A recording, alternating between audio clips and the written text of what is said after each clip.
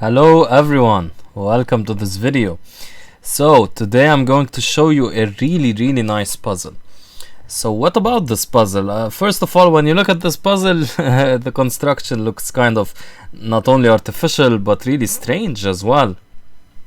You have this pawn promoting, you have this pawn also potentially promoting. These pawns, I don't get what's happening. These pawns are even doubled, right? And you get to see a really advanced pawn. The kings are somehow really close to each other, and also a very important point is this pawn, which is kind of cutting off the king. This pawn as well, it's cutting off the king. So that will kind of be the key of the puzzle. If you could just imagine with me this knight being here, for example, then e7 would be check, and the king would have no other legal move. Well, he would have another legal move, which is this, but then we promote and it's checkmate. So they would have to come here, but then we promote anyway, and then we have to go to f6, but that's covered by the knight. So if we had two moves, we could play knight d5 here and e7 check, and that would be leading to immediate checkmate.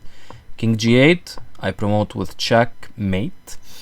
And otherwise, if I were again able to play two moves, knight d5, e7 check, king f7, promoting would also be checkmate. So that's the key of the puzzle. We notice this pawn cutting off the king, and due to the advanced placement of this king, and let's not forget the bishop, which could at some point maybe make use of this square, but of course that's defended for now. But due to especially this bishop, we're able this king, we're able, and the passed pawn over here, we're able to create checkmating threats. So again, if we could play knight d5 and d7 check, even if black promotes, we could at the very least check and check from the back and pick up the queen, or probably due to the advanced king we have checkmate. Remember, this king is what won Nigel Short his match against Timan, his game against Timan, if you guys know about that game. I've covered a similar game to it in my Principles series, or rather book. Anyway, so let's begin. So it starts out with knight c6, the answer to this puzzle. You can obviously see why. After rook takes c6, which is the most logical move on paper, you take a free knight. Well, here e7 check, king f7, we promote, and we play king d7, not only attacking the rook but also threatening queen e6 checkmate. And if black promotes, again we have the possibility of picking up the queen and being in a completely winning position, but of course here we can't checkmate very simply. So after knight c6, rook takes c6 does not work.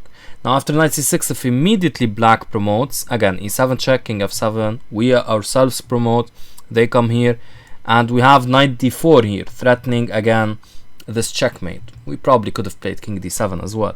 And also don't forget, if you want to play it safe, you can check and pick up the queen. So that's not good for black either.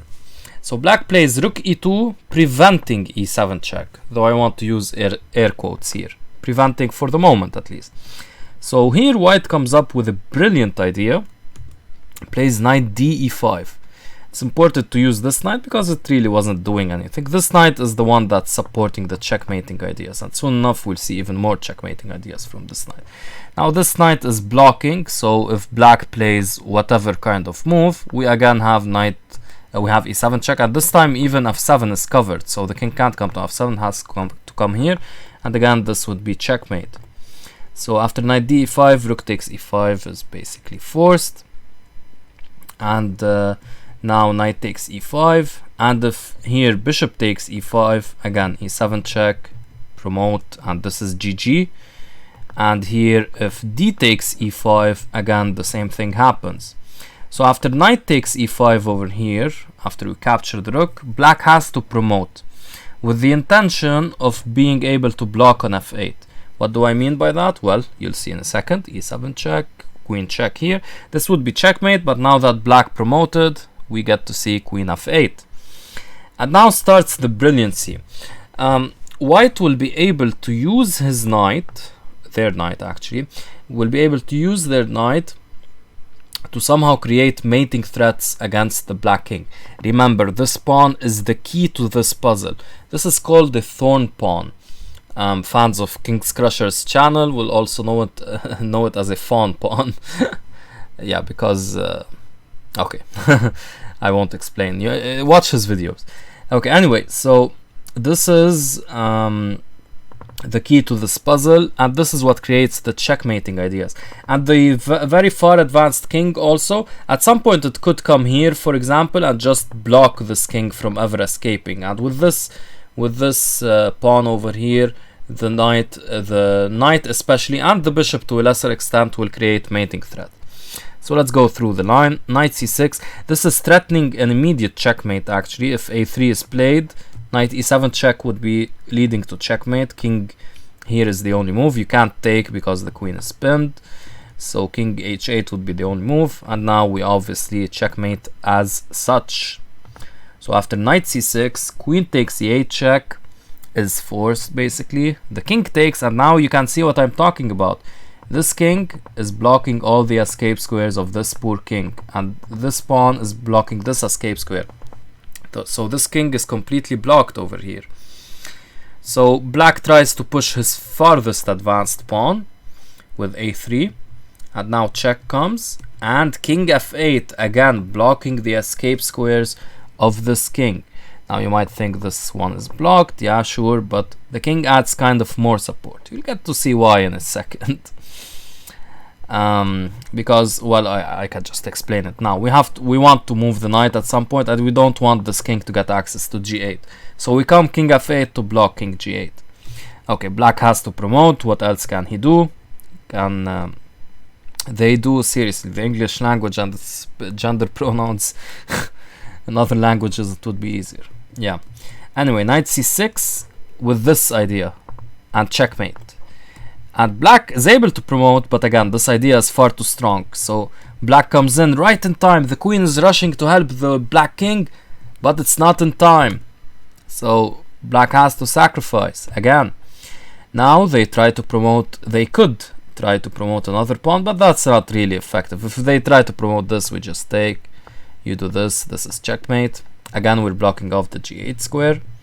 So they have to play bishop e5, but now comes the beautiful bishop zigzag to end the game. And there's no stopping this idea. Bishop keeps zigzagging as such. The bishop here had to move to make way for the pawn. If we play g4, the bishop zigzag will lead to this position by transposition.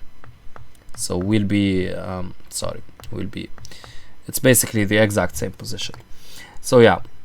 Bishop e5 is played, and there's no stopping this there's no stopping this bishop zigzag, and you're not in time to promote either of your pawns. If you move that pawn, as we saw, we just take, and if you move this pawn, well, this is the game continuation, and it's a beautiful checkmate. Finally, this pawn that was confining the king is able to take here.